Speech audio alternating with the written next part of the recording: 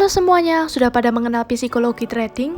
Psikologi trading adalah hal yang paling utama di dalam kita saat melakukan sebuah trading. Mengapa bisa demikian? Karena psychological trading berbicara mengenai bagaimana kita mengatur mindset kita, pengelolaan emosi, dan juga keadaan mental saat kita melakukan sebuah trading. Mindset, di mana kita memiliki pola pikir yang benar dan juga jernih agar strategi yang kita gunakan dapat tereksekusi dengan baik. Kemudian emosi, bagaimana kita mengatur emosi di dalam diri kita saat kita mengalami sebuah keadaan yang kita tidak harapkan, yaitu seperti mengalami loss, tidak sabaran, dan juga sebagainya. Dan yang ketiga, yaitu mengenai keadaan mental, di mana kita harus memiliki mental yang kuat di saat kita bisa menerima keadaan market yang sedang terjadi sekarang. Mindset, emosi, dan juga keadaan mental itu akan menentukan keberhasilan atau kegagalan di dalam sebuah trading. Nah, ini juga menjadi suatu alasan mengapa kita sering menjumpai orang-orang yang mengalami kerugian yang besar. Salah satu faktor utamanya karena mereka belum bisa mengelola psikologi tradingnya. Kemudian, jika kita memiliki psikologi trading yang masih kurang bagus, bagaimana cara untuk mengatasi atau membuat psikologi trading kita menjadi lebih baik? Jangan overtrade. Jangan melakukan trading secara terus-menerus dalam waktu yang cukup lama. Berilah diri kalian untuk beristirahat dalam melakukan trading agar kita semua memiliki psikologi yang sehat. Dan kemudian agar kita terhindar dari adanya stres karena yang terlalu lama dalam melihat sebuah trading. Lalu ambillah profit secukupnya. Janganlah menjadi orang yang tamak yang dalam satu hari harus mendapatkan apa yang dimau sehingga selalu merasa belum cukup. Alangkah lebih baiknya kita dapat menerapkan target profit. Misalnya dalam satu hari kita harus mendapatkan profit yaitu 10% dari modal. Nah, jadi seperti itu sehingga pada saat sudah mencapai target kita stop dan jangan melakukan trading kembali. Dan trading bisa dilanjutkan di keesokan harinya. Pentingnya menerima kekalahan, karena di dalam sebuah trading kita harus siap dengan posisi profit maupun loss. Jika kita mengalami loss, kita harus bisa menerima apa yang kita dapatkan. Orang yang memiliki psikologi trading yang masih kurang, saat mereka mengalami loss, mereka pasti akan langsung emosi. Terapkan pula batasan maksimal kita dalam mau menerima loss. Dan jika sudah mencapai batasan tersebut, kita alangkah lebih baiknya untuk stop dan jangan melanjutkan trading. Dan jangan juga membuat loss itu sebagai balas dendam.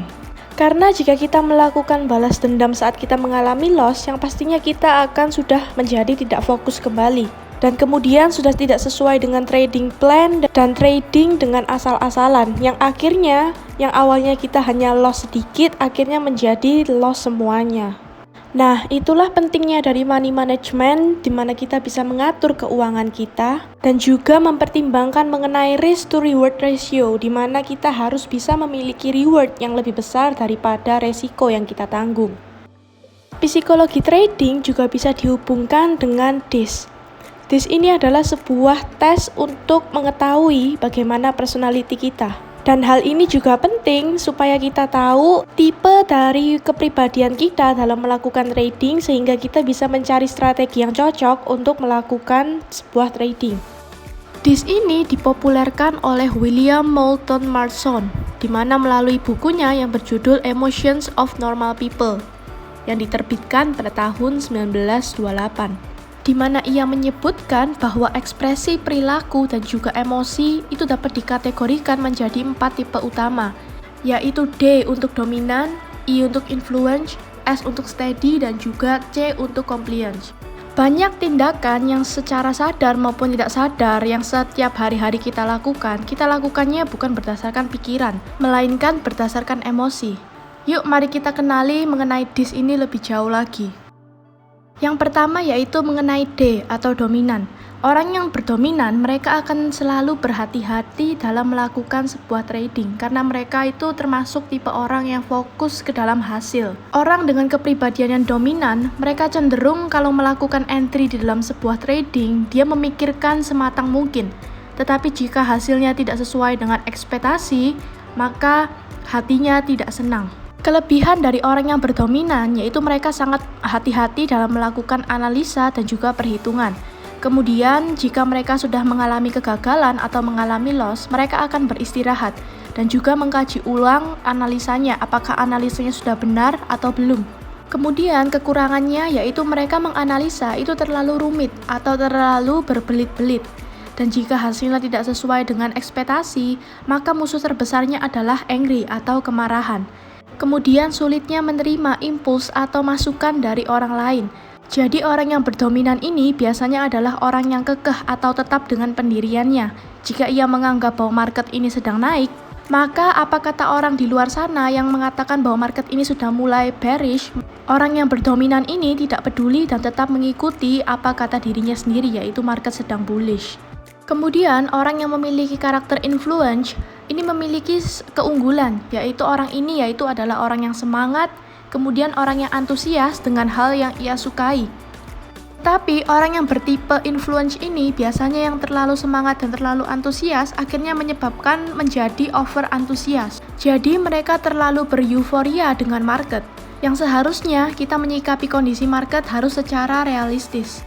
Musuh terbesar dari orang-orang yang memiliki karakter influence yaitu salah satunya adalah FOMO, yaitu fear of missing out, di mana mereka takut ketinggalan euforia market yang sedang terjadi, dan juga memiliki overconfidence atau kepercayaan yang berlebihan, sehingga terkadang orang yang memiliki overconfidence itu malah mengalami kegagalan di dalam suatu trading. Kemudian orang yang bertipe steady yaitu tipe orang yang memiliki atau cenderung low risk. Dia mudah menerima pendapat dari orang lain. Nah, memiliki keunggulannya ketika mengalami loss, mereka tidak akan merasa pesimis atau merasa marah sehingga tidak terlalu mengganggu psikologi dalam emosi. Karena pada dasarnya orang yang bertipe steady ini, dia bermain di level low risk atau resiko yang rendah. Jadi jika dia mengalami kegagalan, maka mereka lebih mudah menerima kekalahan ketika trading.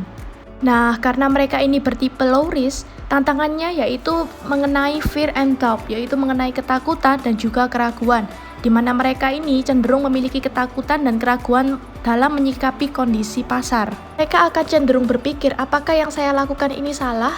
Apakah saya lakukan ini nantinya akan membuat saya mengalami loss kembali? Dan juga sebagainya. Yang terakhir yaitu orang-orang yang memiliki karakter compliance, di mana karakter ini yaitu bertindak dengan strategi. Kelebihannya mereka melakukan segala sesuatu berdasarkan perhitungan dan strategi. Sebelum mereka memasuki trading, mereka akan memiliki berbagai macam strategi, plan A, plan B, plan C, dan juga sebagainya. Kemudian kekurangannya apa? Kekurangannya orang ini akan mudah kecewa dan juga emosinya tidak stabil. Dan bahkan mereka menjadi pesimis jika market tidak bergerak sesuai dengan analisanya. Karena orang ini mengharapkan bahwa segala sesuatu harus berjalan sesuai dengan strateginya. Beberapa kesimpulannya mengenai psikologi manajemen, yaitu loss itu akan selalu ada, jadi tidak bisa selamanya win. Kita harus bisa menerima jika kita mengalami win dan juga kita mengalami loss. Dan juga kita harus bisa mengatur emosi kita, jangan terlalu mudah terbawa emosi. Kemudian beri diri Anda untuk beristirahat dalam trading, jangan seharian melakukan trading, dan juga menghindari trading jika emosi sedang tidak stabil. Dan terakhir, analisalah sendiri, jangan terlalu FOMO dan ikut-ikutan orang. Nah, jadi jangan lupa semuanya menerapkan psikologi manajemen yang baik di dalam trading plan kalian.